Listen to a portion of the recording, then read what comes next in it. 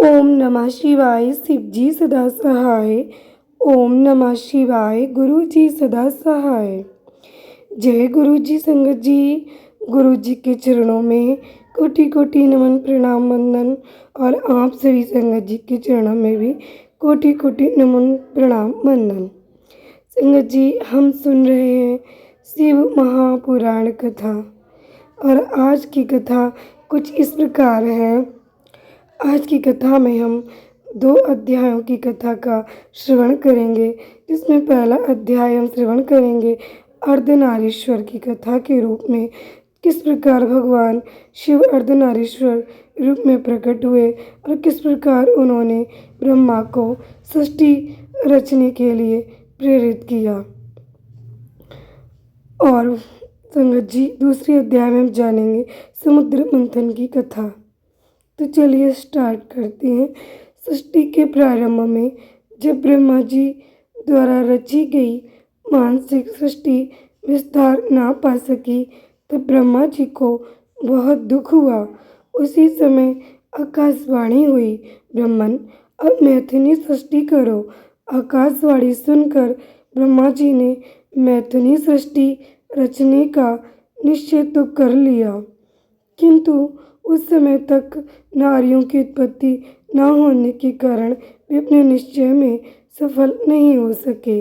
तब ब्रह्मा जी ने सोचा कि परमेश्वर शिव की कृपा के बिना मैथिली सृष्टि नहीं हो सकती, अतः वे उन्हें प्रसन्न करने के लिए कठोर तप करने लगे। बहुत दिनों तक ब्रह्मा जी अपने हृदय में प्रेम पूर्वक महेश्वर शिव का ध्यान करते रहे। उनकी तीव्र तप से प्रसन्न होकर भगवान उमा महेश्वर ने उन्हें अर्धनारीश्वर रूप में दर्शन दिया। महेश्वर शिव ने कहा, पुत्र ब्रह्मा, तुमने प्रजाओं की वृद्धि के लिए जो कठिन तप किया है, उससे मैं परम प्रसन्न हूँ। मैं तुम्हारी इच्छा अवश्य पूरी करूँगा। ऐसा कहकर शिव जी ने अपने शरीर के आधे भाग से उमा देवी को अलग कर दिया। ब्रह्मा ने कहा, एक उचित सृष्टि निर्मित करने में मैं अब तक असफल रहा हूँ। मैं अब स्त्री पुरुष के समागम से मैं प्रजाओं को उत्पन्न कर सृष्टि का विस्तार करना चाहता हूँ। परमेश्वरी शिवा ने अपनी भुवों के मध्य भाग से अपने ही समान कांतिमती एक शक्ति प्रकट की। सृष्टि निर्माण के लिए शिव की वह शक्ति ब्रह्मा जी की प्रार्थना के अनुसार दक्ष की पुत्री हो गई। इस प्रकार ब्रह्मा जी को उपकृत कर तथा अनुपम शक्ति देकर देवी शिवा महादेव जी के शरीर में प्रविष्ट हो गई। यही अर्धनारीश्वर शिव का रहस्य है और इसी से आगे सृष्टि का संचालन हो पाया, जिसके नियामक शिव जी ही हैं। संगत जी, अर्धनारीश्वर कथा का समापन हुआ और हम सुन रहे हैं दूसरी कथा समुद्र मंथन की कथा। एक बार की बात है, शिव जी के दर्शनों के लिए दुर्वासा ऋषि अपने शिष्यों के साथ कैलाश जा रहे थे। मार्ग में उन्हें देवराज इंद्र मिले। इंद्र ने दुर्वासा ऋषि और उनके शिष्यों को भक्तिपूर्वक प्रणाम किया। तब दुर्वासा ने इंद्र को आशीर्वाद देकर विष्णु भगवान का पारिजात पुष्प प्रदान किया। इंद्रासन के गर्भ में चूर चूर इंद्र ने उस पुष्प को अपने ऐरावत हाथी के मस्तक पर रख दिया। उस पुष्प का स्पर्श होते ही ऐरावत सहसा विष्णु भगवान के समान तेजस्वी हो गया। उसने इंद्र का परित्याग कर दिया और उस दिव्य पुष्प को कुचलते हुए वन की ओर चला गया। इंद्र द्वारा भगवान विष्णु के पुष्प का तिरस्कार होते देखकर दुर्वासा ऋषि के क्रोध की सीमा न रही। उन्होंने देवराज इंद्र को श्री यानी कि लक्ष्मी से हीन हो जाने का श्राप दे दिया।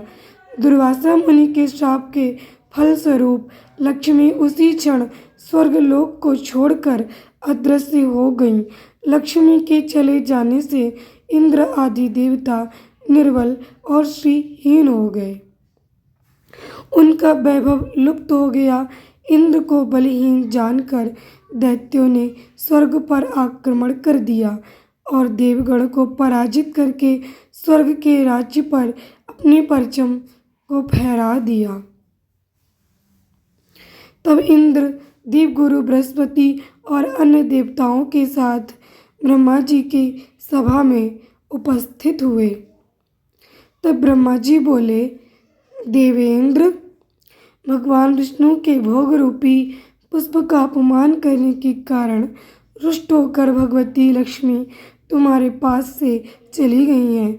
उन्हें पुनः प्रसन्न करने के लिए तुम भगवान नारायण की कृपा दृष्टि प्राप्त करो। उनके आशीर्वाद से तुम्हें खोया हुआ वैभव पुनः मिल जाएगा।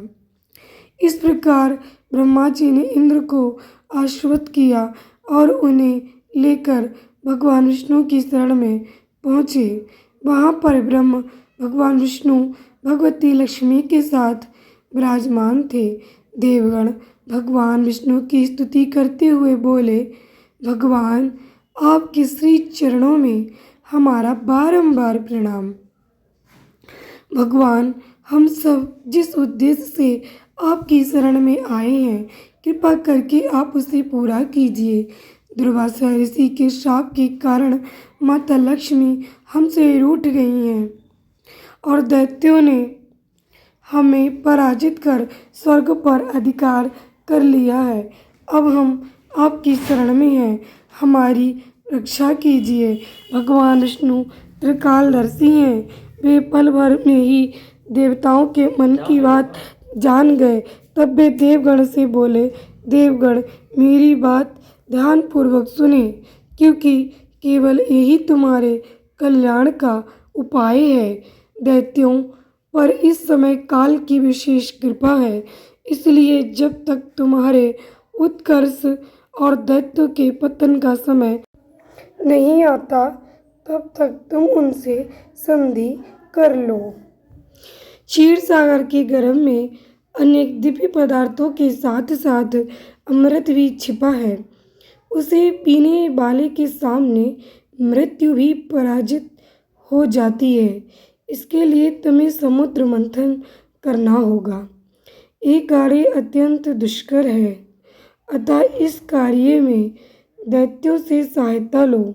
कूटनीति भी यही कहती है कि आवश्यकता पड़ने पर शत्रुओं को भी मित्र बना लेना चाहिए। तत्पश्चात अमृत पीकर अमर हो जाओ, तब दुष्ट दैत्य भी तुम्हारा अहित नहीं कर सकेंगे। देवगण वे जो शर्त रखें उसे स्वीकार कर लें। ये बात याद रखें कि शांति से सभी कार्य बन जाते हैं, क्रोध करने से कुछ नहीं होता। भगवान विष्णु के परामर्श के अनुसार इंद्रादि देवगण दैत्यराज बलि के पास संधि का प्रस्ताव लेकर गए और उन्हें अमृत के बारे में बताकर समुद्र मंथन के लिए तैयार कर लिया। समुद्र मंथन करने के लिए समुद्र में मंदराचल को स्थापित कर वासुकी नाग को रस्सी बनाया गया।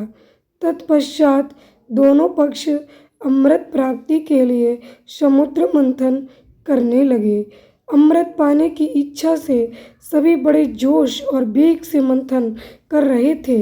सहसा तभी समुद्र में से कालकूट नामक भयंकर विष निकला। उस विष की अग्नि से दसों दिशाएं जलने लगीं। समस्त प्राणियों में हाहाकार मच गया। उस विष की ज्वाला से सभी देवता तथा दैत्य जलने लगे और उनकी कांति फीकी पड़ने लगी। इस पर सभी ने मिलकर भगवान शंकर की प्रार्थना की। उनकी प्रार्थना पर महादेव जी उस विष को हथेली पर रखकर उसे पी गए, किंतु उसे कंठ से नीचे नहीं उतरने दिया। उस कालकूट विष के प्रभाव से शिवजी का कंठ नीला पड़ गया। इसलिए महादेव जी को नीलकंठ कहते हैं। उनकी हथेली से थोड़ा सा विष पृथ्वी पर टपक गया था, जिसे सांप, बिच्छू आदि विषैले जंतुओं ने ग्रहण कर लिया। विष को शंकर भगवान के द्वारा पान कर लेने के पश्चात फिर से समुद्र मंथन प्रारंभ हुआ। दूसरा रत्न कामधेनु गाय निकली, जिसे ऋषियों ने रख लिया। फिर उच्च श्रवा घोड़ा निकला, जिसे दैत्यराज बलि ने रख लिया। उसके बाद ऐरावत हाथी निकला, जिसे देवराज इंद्र ने ग्रहण किया। ऐरावत के पश्चात कौस्तुभमणि समुद्र से निकली, उसे विष्णु भगवान ने रख लिया। फिर कल्पद्रुम निकला और रंभा नामक अप्सरा निकली। इन दोनों को देवलोक में रख लिया गया। आगे फिर समुद्र को मथने से लक्ष्मी जी निकली। लक्ष्मी जी ने स्वयं ही भगवान विष्णु को वर लिया। उसके बाद कन्या रूप में वारुणी प्रकट हुई, जिसे दैत्यों ने ग्रहण किया। फिर एक के पश्चात एक चंद्रमा, पारिजात वृक्ष तथा शंख निकले और अंत में धन्वंतरी वैद्य अमृत का घट लेकर प्रकट हुए। यहीं पर कथा समाप्त होती है। ओम नमः शिवाय। शिव जी सदा सहाय। ओम नमः शिवाय। गुरु जी सदा सहाय। संगत जी, आप सभी के जीवन में सदैव भगवान शिव, उमा महेश्वर की कृपा बनी रहे। सभी अपने जीवन में स्वस्थ रहें, खुश रहें और अपने जीवन में यूं ही सफलता को प्राप्त करते रहें। यही मेरी ईश्वर से कामना है। जय गुरु जी।